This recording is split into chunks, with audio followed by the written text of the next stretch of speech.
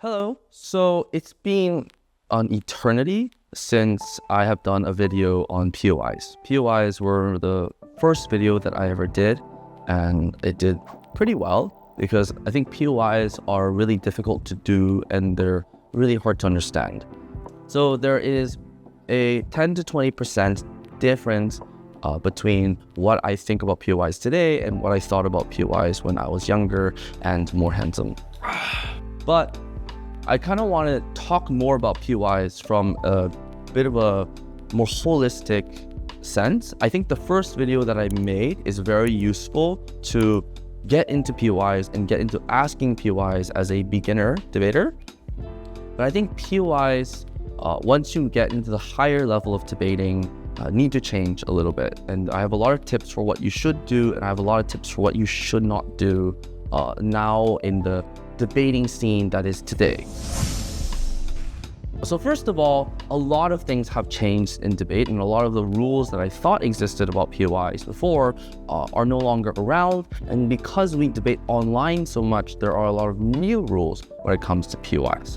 So the first question, how many POIs should you take in a debate speech?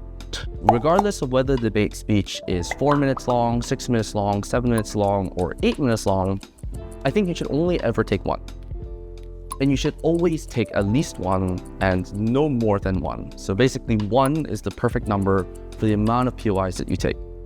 If you take 1, the judge will not penalize you for not taking POIs, for not engaging. But if you take more than that, you're just wasting your own time. So 1 is the perfect number for how many POIs you should take. And it doesn't matter the format that you're doing, doesn't matter the speech length, doesn't matter if it's 4 minutes, 6 minutes, 7 minutes, or 8 minutes, just take 1 in your speech. And if they keep asking you POIs after you've taken 1 already, just ignore what they say or ignore them asking for POIs. Second thing is on POI preferences. I think the majority of students like to say, I would like verbal POIs, but there are a lot of other options. So one of my students says, just stand up if you have a POI, and that's, in person. And another one of my students always always says, just put the POIs in the chat. Also, you can flag when you want your POI in your speech. So you can say, I'll be taking a POI at the 3-minute mark, or I'll be taking a POI at the 4-minute mark. That's another sort of way in which you can control how the other team asks you POIs, especially if you don't want to be constantly asked like POI in the middle of your speech. If you want to, I would maybe recommend flagging out when you're gonna take your POI before you begin your speech. So you can say, I'll be taking my POI at the 3-minute mark, so please don't ask before that. And that also brings me to respecting POI preferences. So make sure you listen to every speaker and you either listen to what they say, or if it's an online debate tournament, maybe they'll say their POI preferences in the chat, or maybe they'll just say it audibly. But make sure you respect their POI preferences.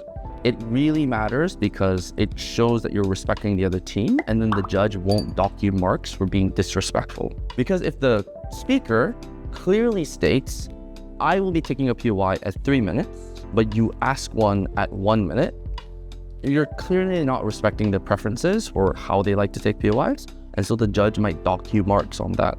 Another more minor point is be a little bit more careful about how you ask POIs, as in how you literally say the word POI. And because there are some students that I know, and just some debaters that I know, who ask their POIs with so much attitude. So they won't be like POI, they'll be like POI, or like they'll put in so much emphasis and they'll say it so loud. Or there was this other debater that I saw 3 days ago where the debater was saying POI, or they were saying point of information. It's too much, right? You're being way too bothersome, you're being too loud, and you're putting a little bit too much attitude in the way that you ask POIs. So even the way that you ask POIs has to be respectful. Just say a very clear POI, and don't put any attitude into it. Don't put any frustration or annoyance or anger when you ask the POI. Okay, so now that we've gone over all of the mannerisms and decorum of how many POIs you should take, how you should ask them, how you should say your POI preferences. Kind of want to talk about what a good POI is. And the way in which you figure out what a good POI is knowing what a bad POI is and what not to do.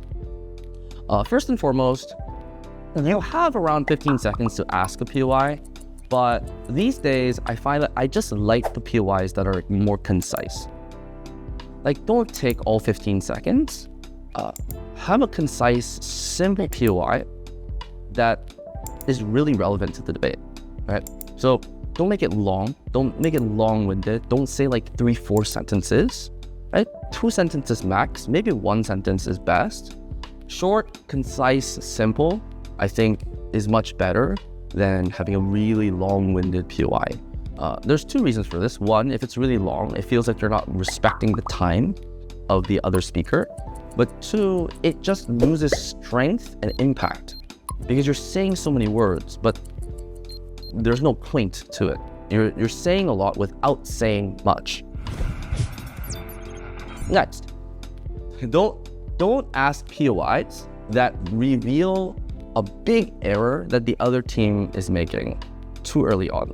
That might sound backwards, but it's actually not. Because say they are in their first speech or their second speech and they're making a really big mistake. Maybe they have the wrong burden for the debate. Or maybe they haven't refuted one of your arguments and they forgot about that argument. That's a massive mistake. But if you ask a POI, letting them know that they're making a massive mistake, either in the first speech or the second speech, they have time to fix that mistake. So you're letting the other team know that they're making a mistake and allowing them to fix their mistake, right? Like recently, I was watching one of my teams do a debate finals. It was a junior debate finals. And my team had completely misunderstood the motion, but they got a POI as the first speaker, letting them know that they misunderstood the motion. And then they sort of, like a ship, just turned 180 degrees and then debated on the right motion, and then they won. But they wouldn't have won if that speaker hadn't asked them that POI, if that speaker hadn't let them know that they were debating with the wrong burden. So if you ask POIs that let people know what their strategic mistake is too early on, you're going to give them the opportunity to fix that mistake. So number 3, don't ask POIs that let people fill in their mechanism or fill in their input, right? So if you say blah, blah, blah argument is not mechanized because of blah, blah, or if you say this argument that you brought up, the blah, blah, blah argument has no impact, you're just letting them know what is missing from their speech. If they answer the POI with a new mechanism or new impact, that gets credited by the judge. So basically all you've done is you've just added structure to their speech and you've reoriented that speaker towards what they were missing. So don't ask POIs about how said argument is not like mechanized or said argument is possibly not true because of blank. Number 4, don't ask POIs that are just a reiteration of your own argument, right? Or don't ask POIs that are sort of like a preamble on your argument, right? I think if you ask a POI that says, what about blah, blah, blah argument, it gives them a chance to refute it, but B, it doesn't get credited twice because you're gonna say the argument anyways, or you've already said the argument, right? If it's just recycled material from your constructive speech, it's just wasted time. It's a wasted POI. So now that I've told you all the things that you cannot do, what can you ask a POI about? I think POIs that require a very clear yes or no answer, and for them to clearly state either their principle aligning or what they believe or what their stance is, can be really good, because they sometimes, and actually no, a lot of the times, they will make debaters stumble and contradict their own stance or have sort of a principle or an idea in their case that you can exploit, right? So for instance, if this is a debate about whether innovation is good or bad, you could ask the POI, does your team want there to be less innovation, right? And a lot of the times, teams will either say yes or they'll say no. But either way, if they say yes or they say no, you can exploit that answer quite a bit, because basically you've grounded that team in a stance, in a clear sort of belief that team has. Let's use the quintessential example of this house with banned smoke. If you just ask the question as the opposition team, like, do you not care about the personal autonomy of citizens or of people? They're gonna have to answer that question with a yes or a no, right? If they answer that with a yes, then it gives more credence and it gives more strength to your argument about freedom and autonomy. If they say no, they're contradicting themselves and they don't really have a clear, unified case. These are really fun POIs. But there are POIs that you can ask that really confuse the other team, because these POIs are either so extreme or they're just very different. Like, I was watching a debate recently where one of the speakers asked the POI, do you support communism? And the debate motion was about inheritance tax and about having 100% inheritance tax on just people, right?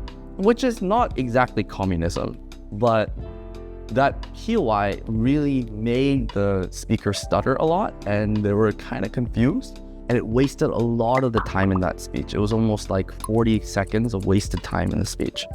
So you can kind of throw bombs in there with POIs. Of course, don't do something offensive or do something that would be disrespectful, but POIs that really force the speaker to have to think and have to like pivot, those are really good POIs as well. Just in general though, I think POIs that align with your case and POIs that are really important in terms of clarifying what the debate looks like and showing where your strengths are within that debate are really useful. I think that POIs are an unmastered art, and there are so many options. Like, I've seen the most ridiculous, like strange POIs be very, very effective, and it really depends on the debate motion itself. But just try to stick to the original principles as to what not to do while you find out what type of POIs you want to do, right? Don't have them super long. Don't use POIs as a way to show the other team what they should do, unless it's later on in the debate, like the whip speaker. And don't use POIs just to repeat things that you've already said. And don't say POIs that allow the other team to just fill up their mechanisms or their impact. As long as you ask POIs that are related to the debate, you will be effective as a speaker and in your POIs. So in general, those were my thoughts on POIs. Of course, my thoughts are always ever changing, maybe by 5 to 10%, just because debate changes every year, and the way that people debate and what judges like and what the meta, the way that debate feels is different every year. But I think those principles that I outline are evergreen. Those things don't change. The amount of POIs that you take or how many you ask, those things might change, right? And the way in which you ask the POIs, POI preferences, all of those things, those might change. I don't know. But the principles of logic that goes behind POIs, I don't think those things will change. So yes, I hope that this video is useful as a follow-up to my first video about POIs. And Hopefully, by the next video, I'll have a lot more of a clear metric as to what a good POI is, or I don't even know if that exists. But yeah, this is what I wanted to talk about today. Thank you.